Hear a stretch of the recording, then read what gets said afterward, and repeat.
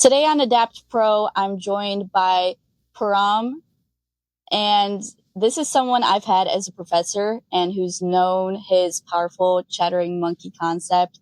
He shared it on TEDx and different events across the country, helping people quiet the mental noise, self-doubt, and overthinking that hold them back.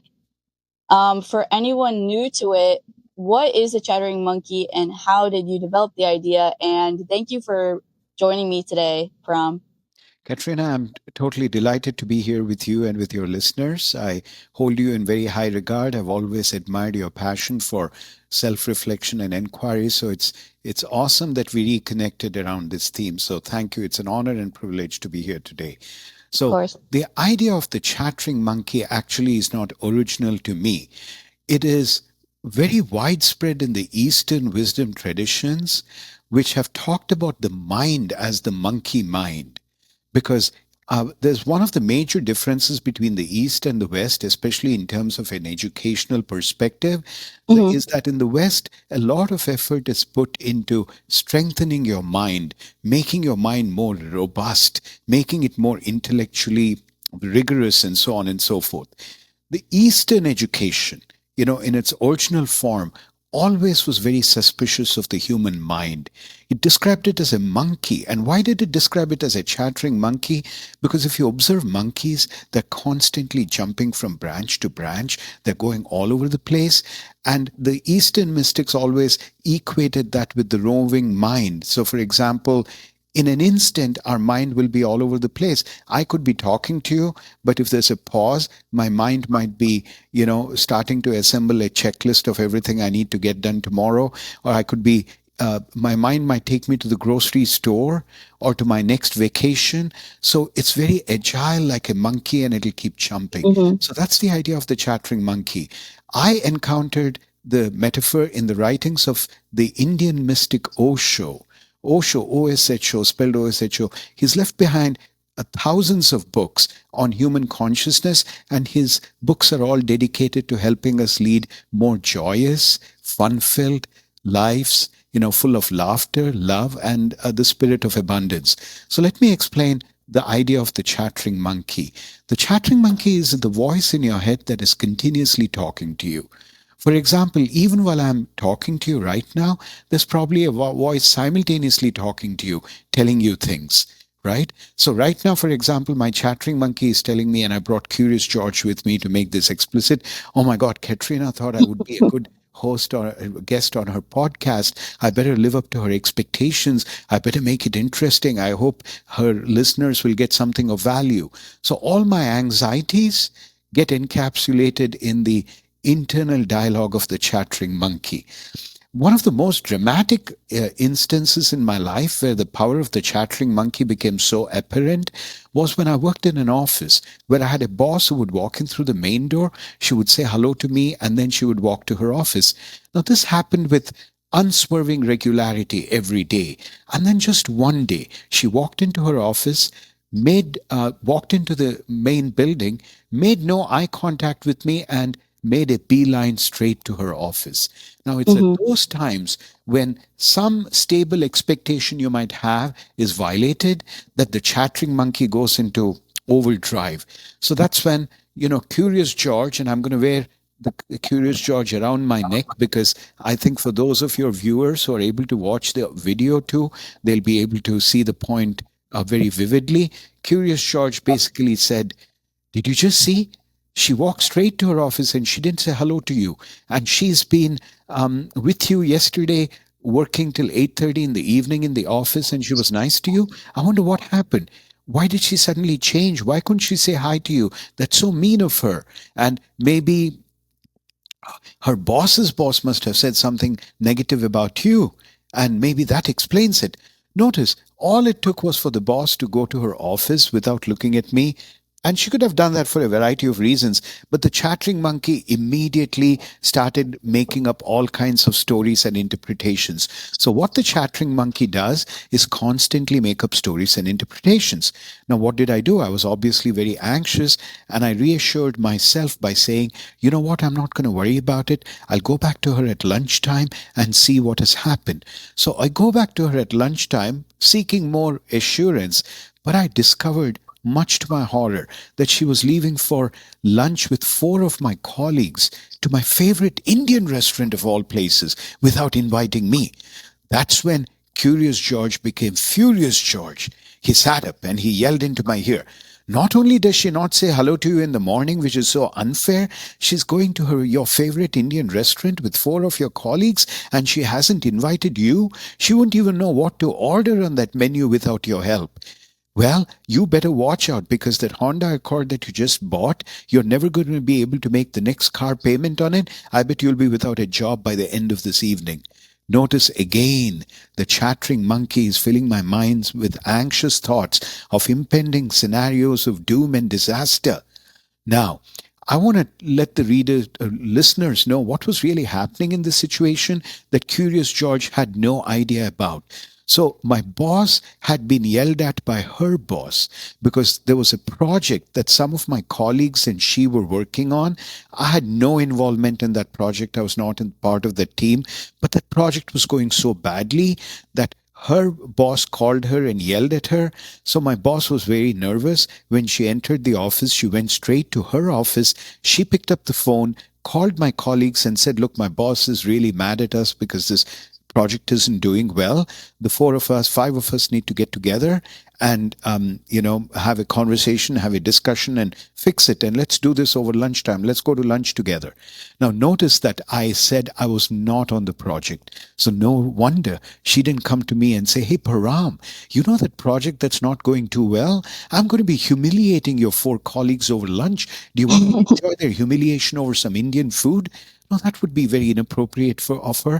And she didn't want to bring that up with me and embarrass them. So she discreetly was trying to take off from the parking lot to the Indian restaurant. And she was quite embarrassed to see me because now she would have to owe an explanation as to why I wasn't on the invite. But poor Curious George suffers from asymmetries of information, which means that there's much that he doesn't know. And when he finds a vacuum, rather than relate to that ambiguity as a source of possibility, he makes the ambiguity a problem. What does that mean? He supplements it with his own hypothesis. Those hypotheses soon become stories, they become interpretations, and they become the reality. So here I am. Curious George has said, your boss is mean because she did not say hello to you, and it's unfair because she left for the Indian restaurant without inviting you. Now I see my boss is mean and unfair. I'm shitting humongous bricks at the possibility that I'll get fired. So I go home, I bust my ass, and I come back the next day with perhaps some ideas that I think will help the department save some money so I can keep my job. But my boss is unimpressed when I share those with her. She says, I don't think we'll get top management support, Param, but thank you for all the thought you've put into this. At that moment, Curious George was so mad. He started screaming like he had broken into a meth lab and smoked all the damn meth in there. He said, oh my God, she's such a jerk. And he went on and on. So I know that the viewers who are listening to me, the listeners who are just listening to the audio may not be able to see this, but for those who might be watching this on video, I want to describe this with the help of three lenses. And listeners, you know what I'm doing? I'm saying that each of the things that Curious George said in my ear is like an auditory message, right? But it travels right across my face and it covers my eyes in the sense that it shapes my perception of my boss. So each of the lenses, and I have three pairs of prescription lenses that I'm going to wear, one on top of the other.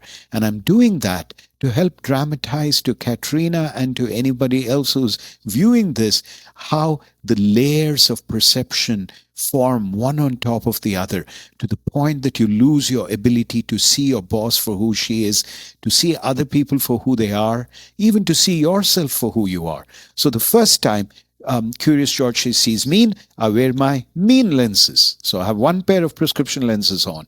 The next time he says she's unfair because she didn't invite you to the Indian restaurant, I wore my second pair of lenses. So if you were to able to see me, you'll see me with two pairs of lenses, one on top of the other.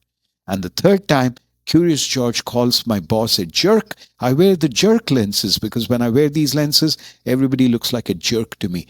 Now, I have three pairs of prescription lenses on, one on top of the other, each one representing one of the things that Curious George has said. Now, when I look at my boss through three pairs of lenses, I see a boss who's mean, unfair, and a jerk, right? You can see that through three pairs of prescription lenses, I'm not able to see my boss anymore. But I've made up these stories and I think I can see her. And each layer of lens represents a particular adjective that I use, a word that I use to describe her negative qualities. Now, imagine if I'm going about the office with three pairs of prescription lenses. Whenever I see her, I see a mean, unfair jerk. And even if she says, "Hello, Param," in the friendliest of voices, here I am, very upset with her. I'll say, "Hi," very graciously, but in my voice in my head will say, "You mean unfair jerk." This is how our relationships go downhill. My dear listeners, I want you to think for a moment, okay? Is this just a theory I'm describing?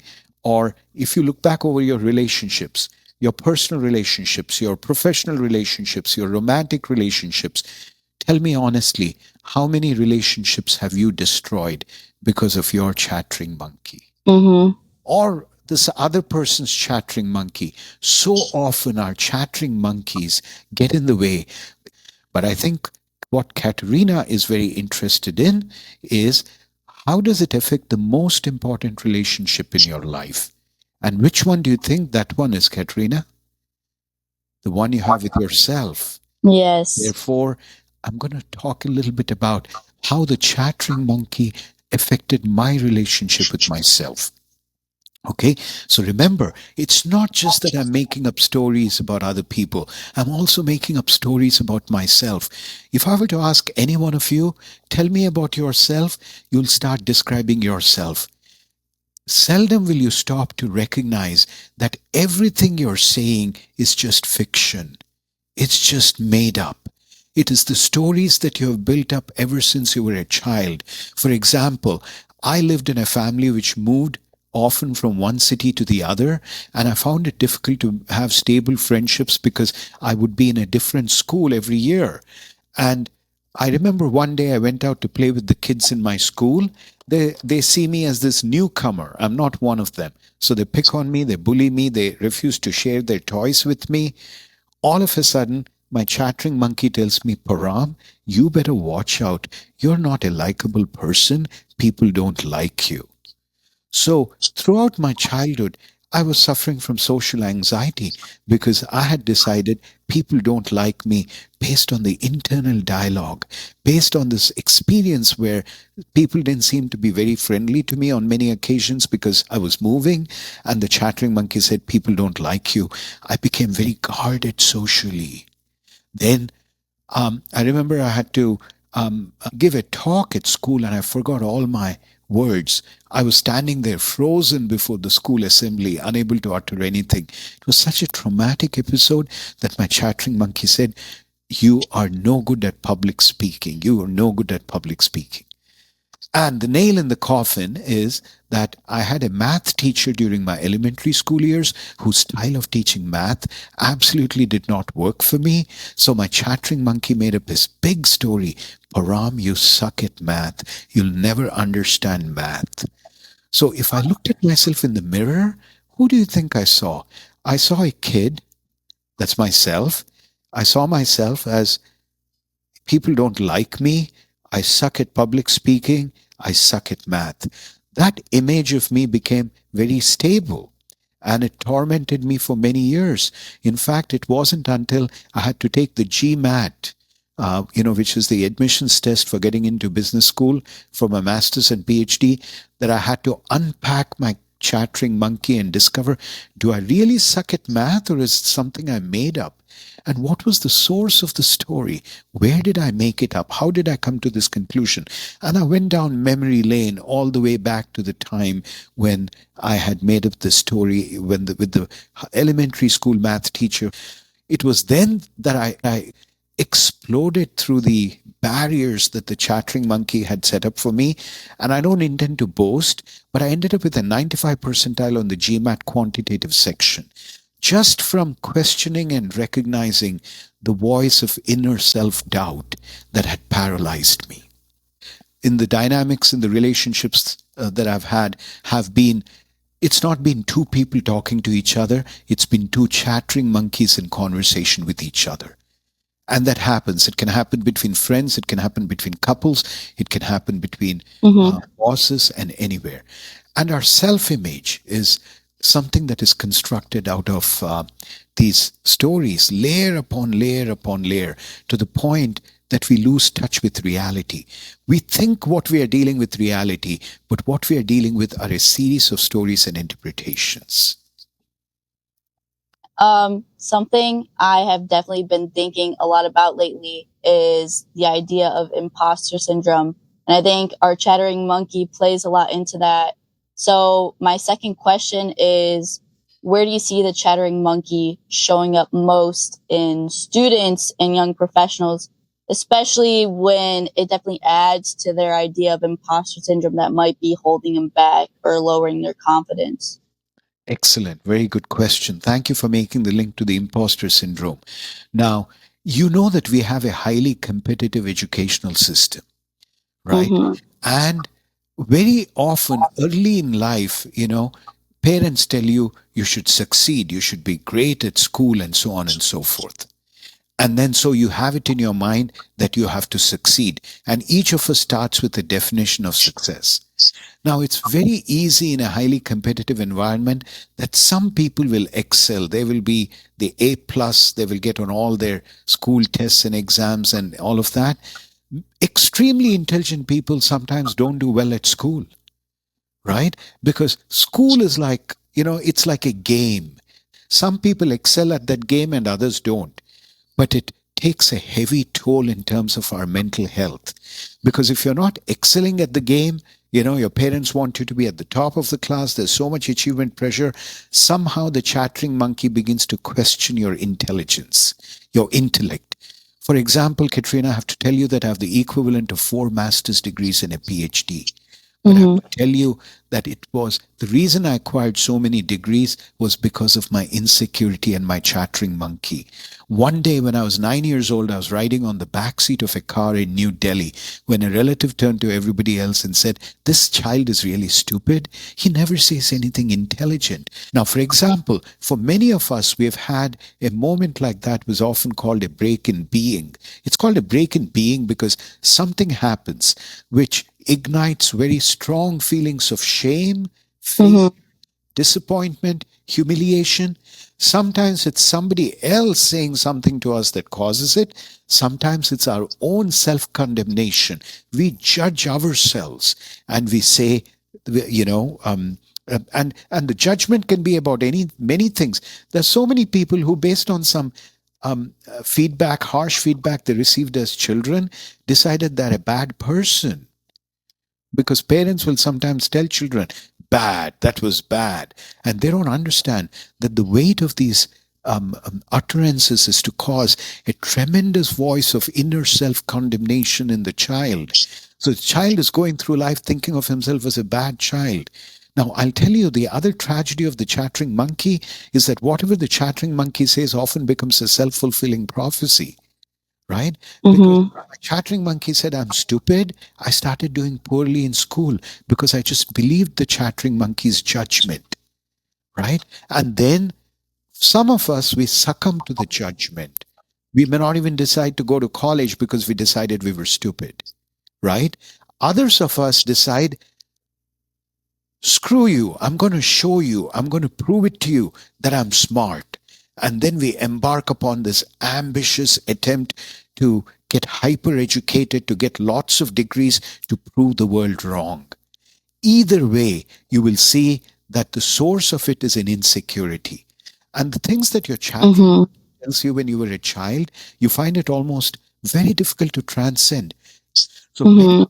insecurities that we acquired in childhood, Osho calls it the internal condemner, a voice inside our head that's silently condemning us all the time, right? For not doing enough, for not having enough, for not being good enough, for not being smart enough. It takes many different forms, right? And it keeps going. Now, among students, I would say, now I'm going to share with you a controversial idea. We are all encouraged to be Okay. self-aware, right? We are told you must be aware of your strengths and weaknesses. And many of us pride ourselves on having a good handle on our strengths and weaknesses.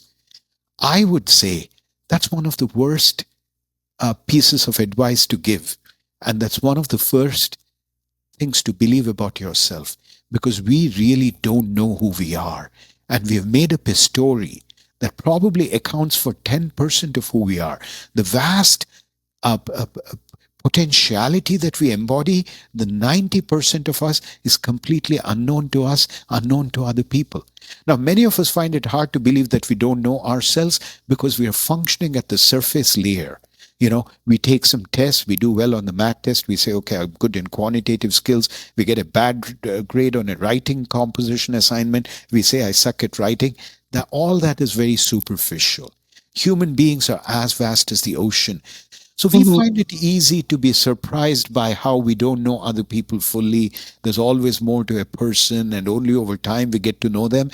But when it comes to us, we have a naivety where we think, oh, I know who I am, because we have the false illusion. We have the gift of subjective consciousness, and we think we know who we are. But there's so much hidden within us, we don't know who we are. Now, I want to share with you an experience that taught me to look beyond the surface level. I worked for Unilever, a British Dutch Mhm. conglomerate, one of the second largest consumer product company in the world. They had a policy that they would put people in jobs for which they had neither the education nor the experience. So suddenly you would have somebody with a PhD in English literature who was editing the company magazine. They would be made charge of the large soap factory with 2,000 employees. Or you have somebody with 20 patents in chemical technology. They're made the labor relations manager and they have to negotiate union contracts. I cannot tell you how many memorable examples I have from Unilever where people were placed in jobs in which they had no education and no experience. They didn't even know they had it in them to succeed. And they just take off. They soar into the sky, blazing a new trail of glory, making a mark for themselves. Yet they are so creative. Some of the areas in which we have the greatest potential for creativity, we've never tapped into it. It may have nothing to do with what you have studied, and it may have nothing to do with your prior experiences. So I would say that the biggest challenge when you're young is this false sense that we think we know who we are, that includes you think you know what your limitations are and you must function within your limitations. That creates a very narrow sphere where you play safe. There's an excellent Harvard Business Review article called Stop Holding Yourself Back. And that article talks about the many different ways in which we hold ourselves back. And I would say one of the ways in which we hold ourselves back is because we are telling ourselves various messages. I'm not good enough. I'm not smart enough. I'm not creative enough. I can't tell you. There's a book called uh, Orbiting the Giant Hairball. Very interesting book. It's Hmm. about how there's so much creativity that we have that we don't tap into. So the author, Gordon McKenzie, goes into first grade classrooms and says, how many of you are creative? All 20 kids raise their hand.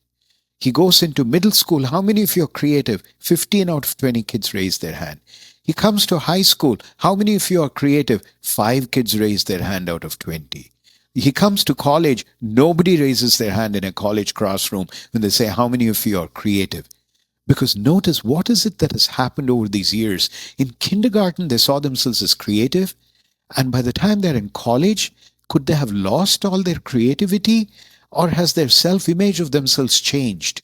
Mhm. So often there are ways in which we are so creative, we are so full of potential, but we resign ourselves to all these negative judgments. I'm not good enough. I'm not smart enough. And um, uh, we don't fulfill our potential. We are holding ourselves back. I would say there's one real antidote to the chattering monkey. Well, there are two. So let me describe two. The first one I would describe, and I think that was going to be one of your questions. I'm sure if we've talked about the chattering monkey, I would imagine you'd also want to know about how do I quieten my chattering monkey, right? So, Yes, that yeah, was. yeah, quieten my chattering monkey. My advice, don't try to quieten your chattering monkey. Because if you try to quieten your chattering monkey, it'll become even more talkative. Notice any attempt to control your Mm-hmm. mind makes the mind more rebellious. You know, there's a demonstration I do in my classes where I randomly invite a person to come to the front of the room and I start pushing them around without giving them any notice. What do you think they do? They push back. Now, I didn't tell them to push back, but the moment I start pushing them, they push back.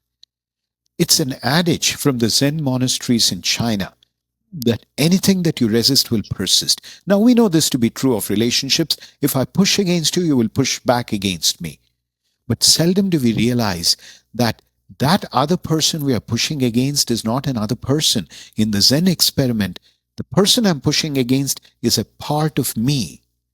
So, for example, if I say, I hate the fact that I procrastinate. I'm such a procrastinator. I'm going to fight my procrastination.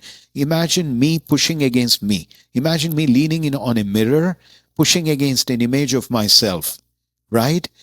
So anything that I push against pushes back, I will procrastinate even more. The paradoxical path to transformation is acceptance. Self acceptance. When I say self acceptance, I don't mean you accept the negative judgments. You accept the chattering monkey as just a part of you. Know that you have a cute little chattering monkey sitting on your shoulder that's going to be continuously talking. And whenever it says something which show up as thoughts and feelings in you, you just watch those thoughts and feelings as if they're clouds floating by. If you look at the sky, on a breezy day, you may see clouds floating by. In the same way, you just watch all the negative thoughts and feelings. Don't fight them. Don't resist them. Don't tell the chattering monkey to shut the fuck up. No, instead, watch those thoughts and feelings like they're clouds floating by. Let them go Mm-hmm. across the screen of your consciousness. When you become a watcher, when you become an observer, when you become a witness of your chattering monkey, you're free from it. Because then the chattering monkey may keep talking, but just from watching the chattering monkey, observing and witnessing it, you will not be at the mercy of the chattering monkey, right? Learn to love your chattering monkey. Drive your chattering monkey to the nearest Whole Foods. Bite organic honey and fairly traded bananas and say, what a beautiful friend I have in you. When you befriend your chattering monkey and you don't take his or her pronouncement seriously, because remember, the chattering monkey is trying to protect you. He's not an ill-intentioned monkey. He probably thinks you'll go make a fool of yourself. I better tell Param not to get into this situation. Param, you suck at math. You suck at math. Don't even try. Well, he's trying to protect you, but you can assure him you don't need his protection anymore, Mm-hmm. right? You may have needed it when you were 5 years old when he came into existence, but now you're 20, 21. I'm 63, right? I don't need a chattering monkey's protection anymore, right? But it is so you come to accept it and you start witnessing and watching the chattering monkey. But the real antidote, the true long term solution to the chattering monkey is to really love and accept and celebrate yourself for who you are. When you can love and accept and celebrate yourself with all of your strengths and all of your weaknesses, that kind of self love will actually be a very major healing force in your life. And that's what we are lacking because too often we have internalized the judgments of others. Mm-hmm. We need to fight that with is not more judgment. We need to fight that with love, self love, compassion for oneself, love, unconditional love for oneself. Now, remember, there's something that I teach in all my classes is that we try so hard to prove that we are so unique, special, and extraordinary. We try to get good grades. We try to win trophies as athletes. We try to impress people. In all of this effort we are putting in to impress others, and that we are unique, special, and extraordinary, we forget the cosmic joke, says Osho, is that each one of us is unique, special, and extraordinary. There's nobody like you on this entire planet, not one human being. And like, for example, with Katerina, if I were to, you know that there's nobody like you in Cleveland, exactly like you, right? Yeah. There's nobody like you, exactly like you in Ohio. There's nobody exactly like you anywhere in the United States. There's only one Katerina like you in the United States. I could go to the whole world. There won't be another exact duplicate of you. What does that mean? You are unique, special, and extraordinary. There's no other human being like you. No two human beings are alike. Take that in deeply. How special you are, that whether you believe in God or nature or a higher power or just your parents as who created you were created unique, special, and extraordinary in this universe. There's nobody like you on this entire planet. So why fall into this stupid game of comparing ourselves with others?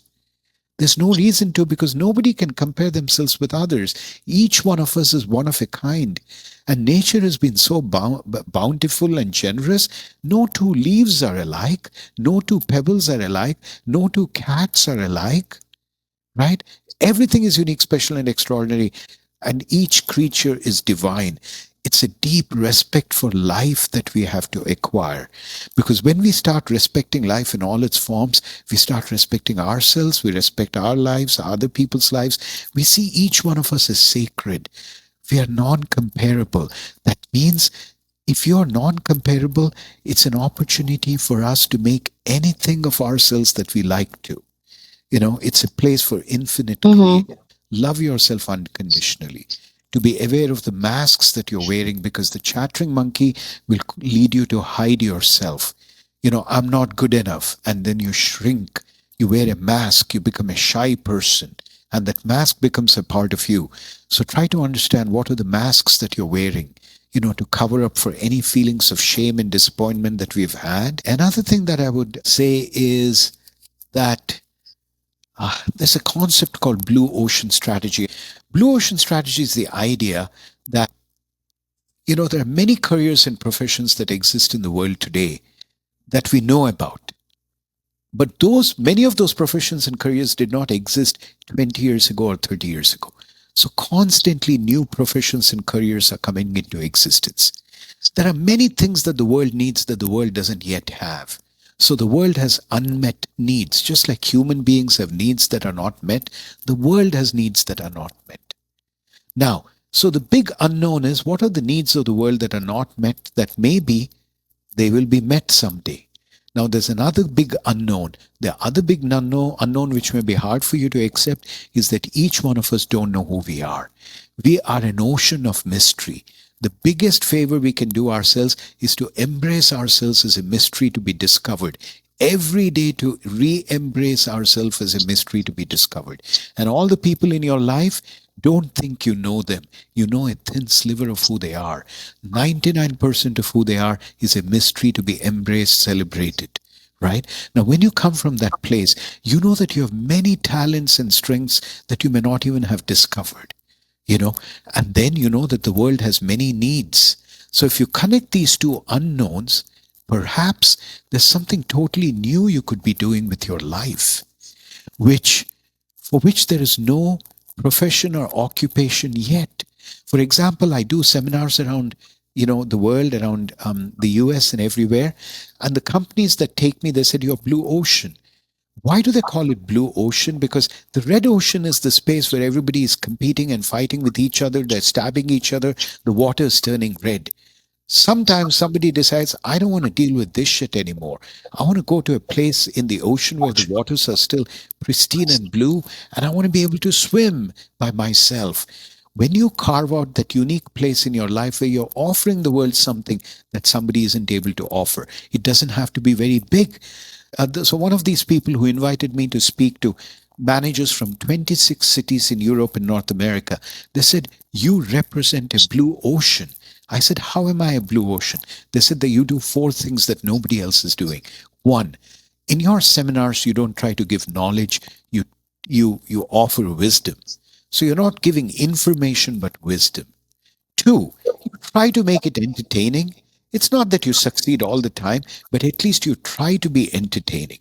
So your seminars are a blend of spirituality and entertainment. Usually for spirituality, people will go to a church. For entertainment, they'll go to Comedy Central. You're combining these two things that nobody has combined. Three, many people who go around giving these talks, the gurus, they stand on a pedestal and they kind of talk down to you, like, "I have achieved all this wisdom that I want to give you." Whereas you start off your seminars in a humorous way, sometimes telling the audience that your own life is a hot fucking mess. In the sense you talk about your failures and your weaknesses with such openness, you're not coming to them from a pedestal. So your self effacing, your self deprecating, which is not something that anybody does when they're giving a seminar, right? And number four, you're offering leadership and management training. So they said spiritual entertainment with self deprecation offered as management training. They said there's nobody else who's doing this. The reason I'm sharing this with you is not to talk about myself, but I want you to start connecting the bins. Too often we only see the one skill set in which we are strong, and we keep looking for a job with that skill set. Mm-hmm. Say, connect, look at 3 or 4 different kinds of things that you do that you're excited about or that you're competent at. Things that you're passionate about may not be the same things that you're competent at. When you start combining the things that you're passionate about and you're competent at, you might be able to come up with a new combination of 4 things that you're able to connect. Just like I connected 4 dots and carved out a blue ocean for myself, you might be able to do that, right? You might see yourself as an accountant, but maybe that's just one side of you. Maybe there's something else that you do, right? In addition to accounting. Okay, maybe, well, I want to tell you this. Sorry, I digress. This idea came to me from a policeman in India who was at one of the biggest intersections in the country. This policeman stayed in that job for years. Why? Because he had a passion for dance. He combined directing traffic with dancing. So he would dance and direct traffic, and every one of his directing traffic moves were like choreographed dancing moves. And people would started flocking around him. He became an entertainer. So notice he was the dancing policeman. That's blue ocean. He could be a dancer, right? He loved dance. He could take dance lessons, or he could be a policeman. So some people will go into becoming a policeman. They'll say, "I gave up my career. I can't pursue dancing. I have no time for it." Some others will go into dancing and say, "I had a job to be a police officer, but I gave it up, but I can't." This is a man who combined these two and became a dancing policeman. I know an elevator operator in India who, an elevator operator is just, he collects passengers at every floor and lets them off. They used to have them in the good old days. He used to be so joyous. He used to tell jokes and stories and sing songs. He was an entertainer and an elevator operator. So each of us has to think of, you don't have to be just an accountant. Maybe you're the singing accountant. Maybe you can throw another facet into this. So try to use up all your talents and capacities and combine them in ways that actually enables your individuality to shine forth. So my last question is, why is understanding this concept of chattering monkey or blue ocean important for adapting and building confidence in today's workplace, since we are on the theme of adaptation? Excellent. Very great question given the times. So there was a time where your confidence was based on what you know, And it was based on having the knowledge and skills and performing them. Because problems were well defined, and your job was to find a solution to a well defined problem. The world that we live in has changed dramatically. Ever since the pandemic, people have been using the word VUCA. What does VUCA mean? Volatile, uncertain, complex, and ambiguous. We live in a VUCA world. A VUCA world is one that's so constantly changing. So the problems that the VUCA world presents are not ones for which you were ever trained. You cannot be trained to deal with unpredictable problems that you can't even imagine today. All of you would agree that we don't know what kind of world we'll be living in 1 year from now, 2 years from now, 5 years from now. I have no idea what kind of government we'll have, what kind of systems we'll have. Nothing is known. What's AI going to do, right, to our jobs and everything? There is so much unknown in this. If you have your self confidence based on knowing your shit and being able to do it, it's not going to work because knowledge is exploding in so many ways. None of us will know the answers to any of the problems that are going to be there. So, why should you lose your self confidence? Even with a PhD in management, I don't know. With 4 master's degrees and a PhD, I don't know. I don't even know if what I'm teaching my students in classes is relevant because the world is changing so dramatically. So nothing in the world could ever give you an adequate level of confidence. You might think you lack confidence because you lack experience. You could be 65 years old with all the experience and all the knowledge, and you could still be lacking in confidence. Mm-hmm. So here's something that I want to give you, a new concept of confidence that I got in one of the seminars. The usual concept of confidence is, I'm confident because I know how to do this. I'm confident because I drive a nice car. I'm confident because I'm good looking. I'm confident because I can dunk. Whatever it is the source of your confidence. There's always a because.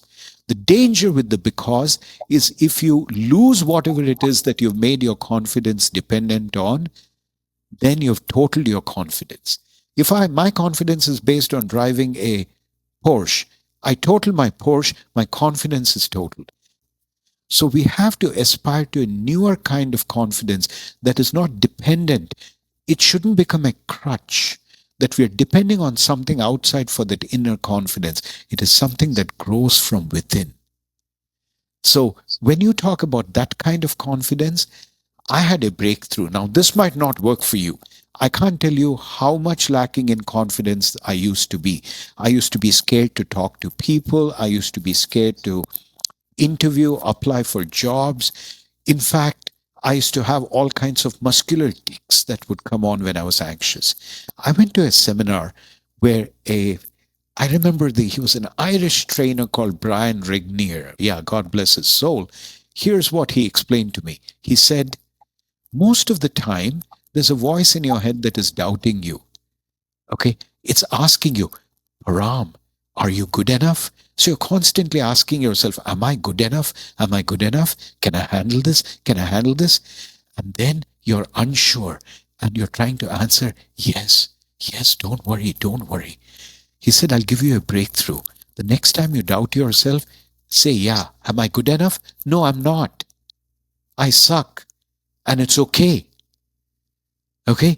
Suddenly, when taking that, I lost all shame.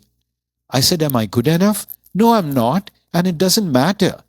But I'm going to have fun with my life. I'm going to live full out. I'm going to take risks. I'm going to take risks. For example, I can't sing. But right now, I'll sing to you, if you ask me to, right? I've sung in class. You remember that, Katrina? I used to break into song all the time because I became totally shameless. I want to leave you with two pieces of advice. Love yourself for who you are and for who you're not, and transcend your shame. Because that chattering monkey is an expression of inner shame. You're embarrassed and you're ashamed of yourself. Shame is what will imprison your potential. Because you'll be waiting for the day when you'll overcome that shame and you'll feel confident, and that day never comes. You have to say, screw it. I'm going to live my life joyously.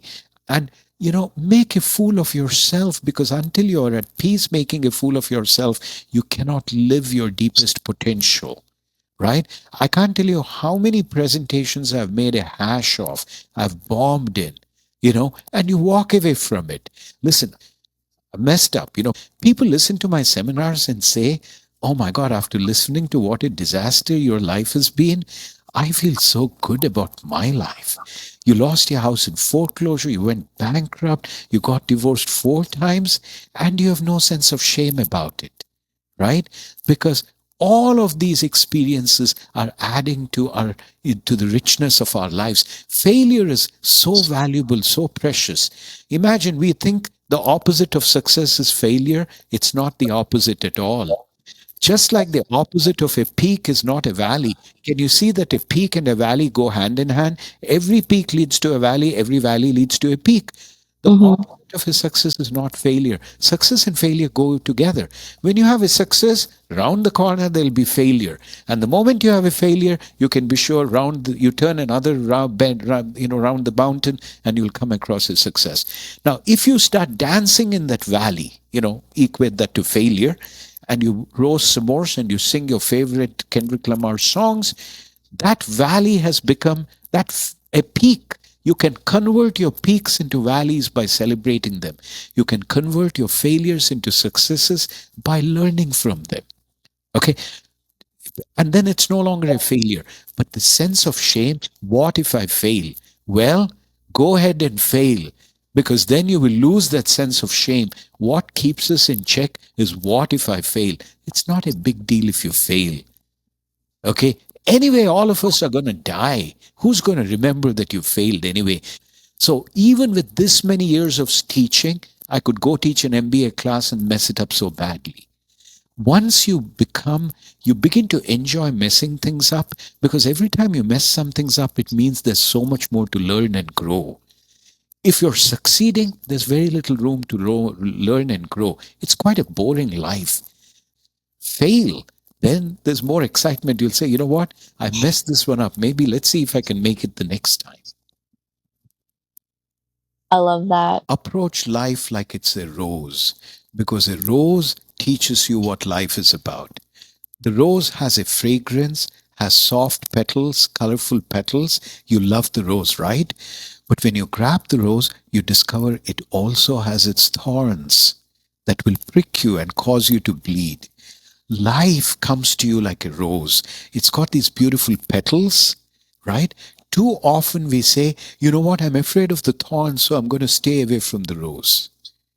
I'm afraid of failure, so I won't even attempt this. I'm going to stay away from this beautiful opportunity. No, seize the opportunity, because if you're going to be into self-protection, you'll have to go and just buy plastic roses and live with plastic roses for the rest of your life. Real roses hurt. Real life is going to be full of some level of pain. Don't be this delicate egoist who wants to only succeed all the time. I encourage you to embrace the failure just as enthusiastically as you embrace successes. And always have the rose. When it hurts, remember it's a rose. It's going to prick you at times, whether that's a job, whether that's a project, whether it's a test, whether it's a person. And also know that there are those beautiful, fragrant, colorful parts of the rose that are also yours to keep. So, to our listeners, thank you for listening. And my bit of advice for the week from what Param has shared with us today is befriend your chattering monkey. Remember that your valleys will turn into peaks. Don't be afraid of failure. And finally, stay adaptable. Thank you.